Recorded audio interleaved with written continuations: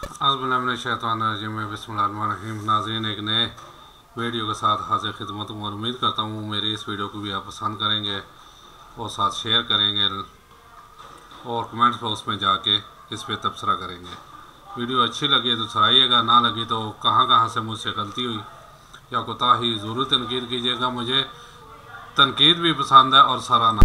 और नए आने वाले के लिए खुश आमदीद, वेलकम और साथ रिक्वेस्ट के मेरे चैनल को सब्सक्राइब करें और बेल आइकन को टच करें ताकि मेरी सारी वीडियोस बआसानी आप तक पहुंच जाएं, आपको दस्तयाब हो जाएं। और कमेंट्स बॉक्स में जाके मेरी इस वीडियो पे कमेंट्स करें कि आपको ये वीडियो कैसी लगी।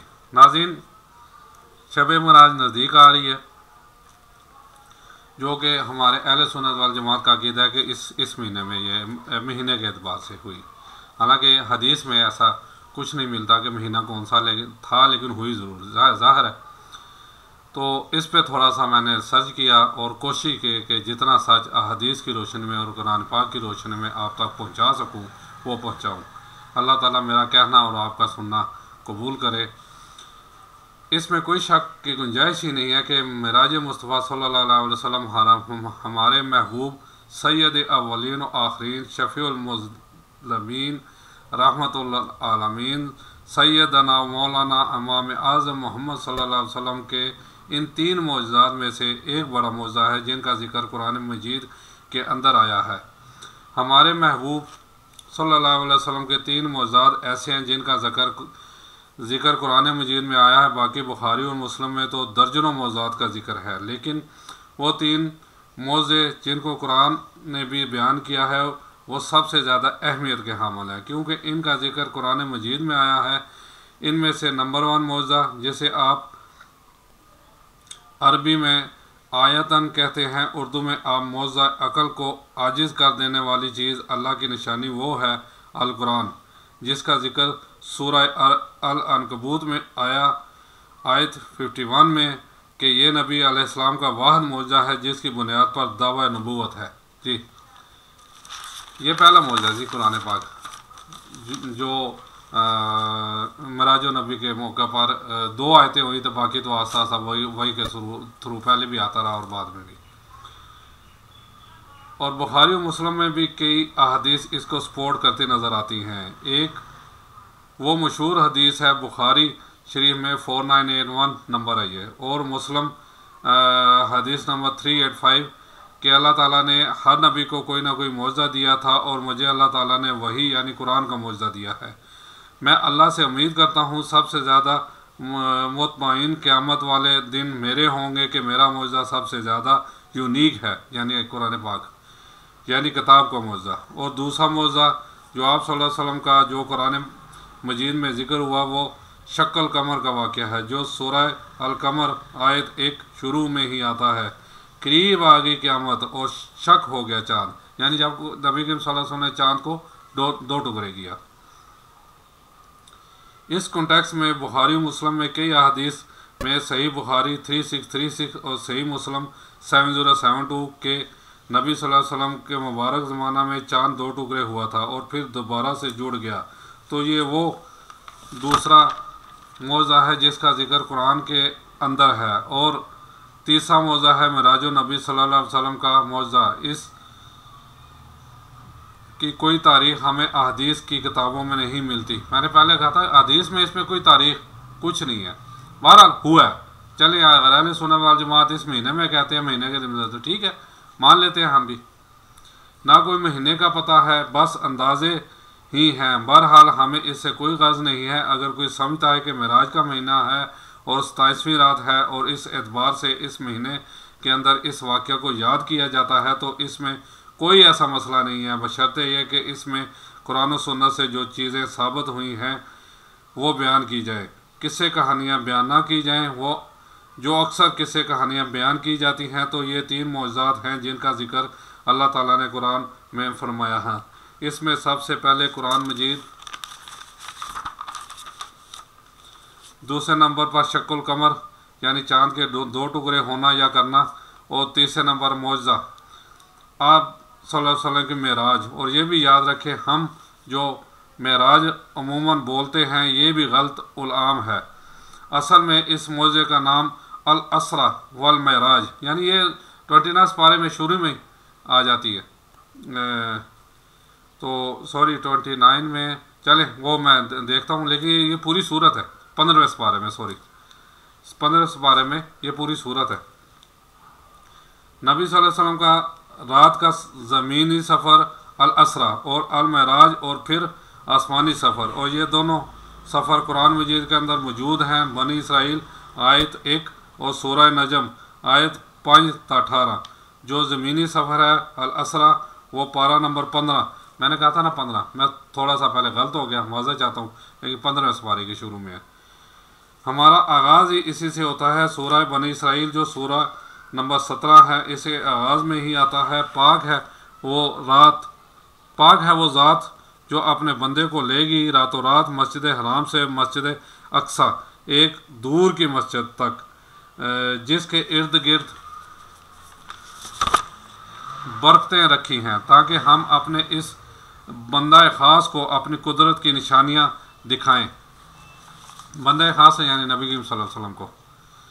अल असरा रात का सफ़र बैतुल्लाह से लेकर मस्जिद एलिया, यरूशलेम, बैतुल मुक़द्दस, ये तीनों नाम एक ही मस्जिद के हैं, और बाद में वहाँ पर मस्जिद भी बन गई हज़रत उमर के दौर में, और इस मस्जिद का नाम मस्जिद अक्सा रखा गया। हालांकि ये बाद में सही है, हज़रत उमर फारूक रज़ी अल्लाह ताला अन्हु के ज़माने में मस्जिद बनी और मस्जिद अक्सा रख दी गया, वरना पहले वाकई इसे एलिया भी कहा जाता, यरूशलेम भी कहा जाता, और बैतुल मुक़द्दस भी। सबसे मशहूर जो हुआ वो बैतुल मुक़द्दस हुआ।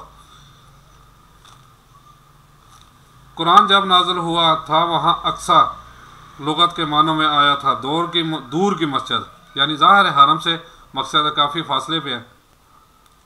मस्जिद अक्सा बाद में बनाई गई है, पहले वो बैतुल मुक़द्दस एलिया या यरूशलेम कहलाता था, तो ये है अल असरा।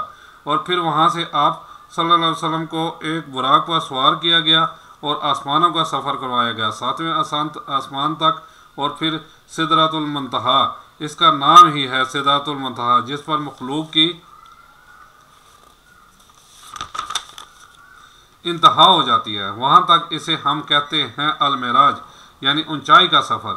आप सल्लल्लाहु अलैहि वसल्लम का और इसका जिक्र जो है वो सूरह नजम सूरह नंबर 53 और आयत 5 से लेकर 18 में आया है, जिसमें वो मशहूर आयत भी आती है, फ़काना काबा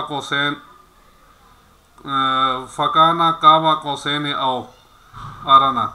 ये याद रखिएगा मेरे भाइयों, अल असरा वल महराज ये प्योरी आप सल्लल्लाहु अलैहि वसल्लम का जिस्मानी प्लस रूहानी सफ़र है। ये कोई ख्वाब का वाक़या नहीं है, कोई रूहानी एक्सपीरियंस नहीं है। अगर ये ख्वाब का वाक़या होता तो कफ़ारे मक्का को भी मानने में आर ना होती। ख्वाब में तो बहुत कुछ इंसान देख लेता है, तो ये जिस्मानी प्लस रूहानी एक्सपीरियंस है। और इसके साथ ये भी याद रखना है कि इसका मोड बरज़खी है, यानी इसको उस दिन देख कर ऑब्ज़र्व नहीं कर सकता था, इल्ला ये कि अल्लाह ने कोई एक ख़ास मंज़र किसी को दिखा दिया हो, ये अलग बात है। वरना यरूशलेम में ऑलमोस्ट 1 लाख के करीब अंबिया जमा हुए। सही मुस्लिम 430 हदीस नंबर में आता है, यहाँ तक कि आप सल्लल्लाहु अलैहि वसल्लम ने फरमाया कि मुझे जिब्राइल अलैहिस्सलाम ने तमाम नबियों का इमाम भी वहाँ पर बनाया। मेरे भाई, हमारे शहर में 1 लाख बंदा जमा हो जाए रात के वक्त, उन थरथली पड़ जाएगी। और फिर उस ज़माने के अंदर लेकिन वो मंज़र किसी ने देखा नहीं है, वो अनसीन बैरियर था। असल में देखें, इसमें थोड़ा सा मज़ीद मैं कर दूं, जैसे आजकल ये ज़मान पार्क में देखें बात, कितने जमा होंगे वो लोग, थरथली मची हुई है, रोड ब्लॉक है, सब लोगों को, बल्कि पूरे पाकिस्तान के पूरी दुनिया में पता लग गया कि वहाँ रश है। तो ये 1 लाख जो कहते हैं ये बरज़खी ही, यानी ज़ाहिर है हकीकतन वहाँ 1 लाख हो, 1 लाख हो यरूशलेम जितने 1 लाख तो अंबिया वहाँ पूरे ही नहीं आ सकते।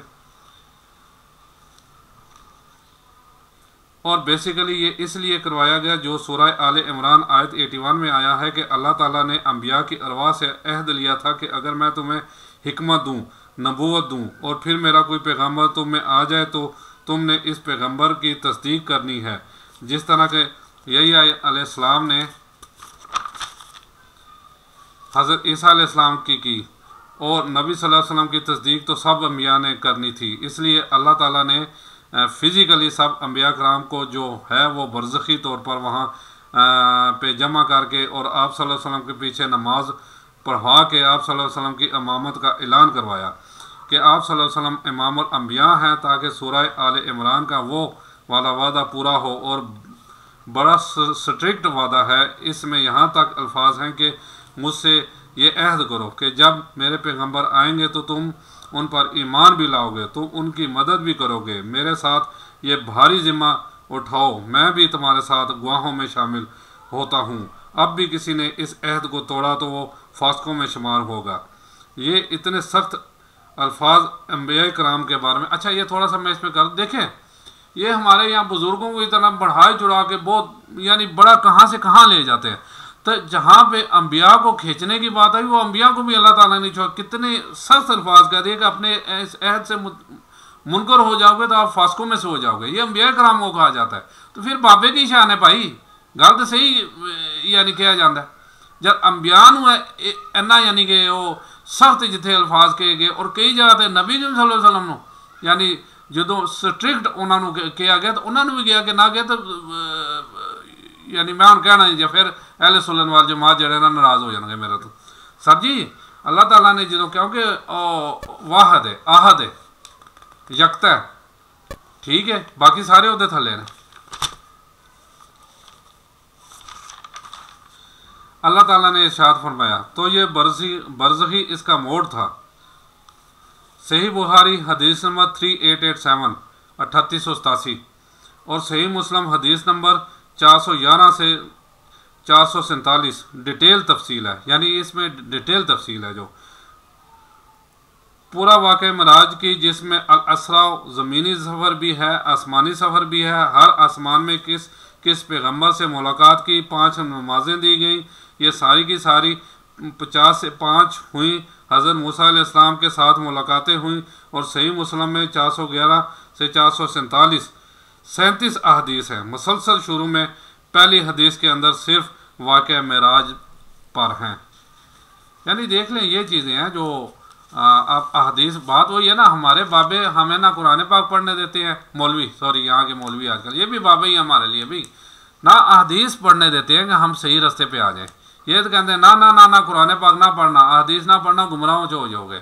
लेकिन यकीन माने जो सिद्क़ के दिल से नीयत से कुछ जानने के लिए इस्लाम को और साथ अल्लाह से मदद भी तलब करे, ये चीज़ें पढ़ना शुरू कर दे तो उसके आगे जितने भेदभाव हैं वो खुलना शुरू हो जाएंगे, उसे पता होना शुरू हो जाएगा।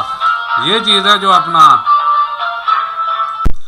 अल असरा वल मेराज, वहाँ पर भी आपको हेडिंग मिल जाएगी। अल असरा वल मेराज, रात का सफ़र और आसमानों का सफ़र। और अगर मशकात में आपने अगर पढ़ना है तो तीसरी जिल्द में आपको 5862 से लेके 62 से 67 मुसलसल 6 हदीस इस हवाले में मिल जाएंगी जो वाक़या मराज से रिलेटेड हैं, लेकिन ज़ाहिर है कुछ स्किप भी हुई हैं। तो वो आप सही मुस्लिम का वो चैप्टर पढ़ लें 411 से 447। अच्छा, ये जो मैंने दावा किया है कि ये जिस्मानी प्लस रूहानी सफ़र है, ये कोई ख्वाब का मामला नहीं है। अगरचा ख्वाब में भी आप अलैहिस्सलाम को मेराज हुई वो अलग से है। कुछ ज़ईफ़ रवायतें भी हैं सैयदना आयशा रज़ी अल्लाह तआला अन्हा की तरफ से मंसूब, हज़रत माविया की तरफ से मंसूब, कि वो लोग कहते थे कि नबी अलैहिस्सलाम को ख्वाब में मेराज कराई गई, लेकिन वो उसूल मुहद्दिसीन पे जाली रवायतें हैं।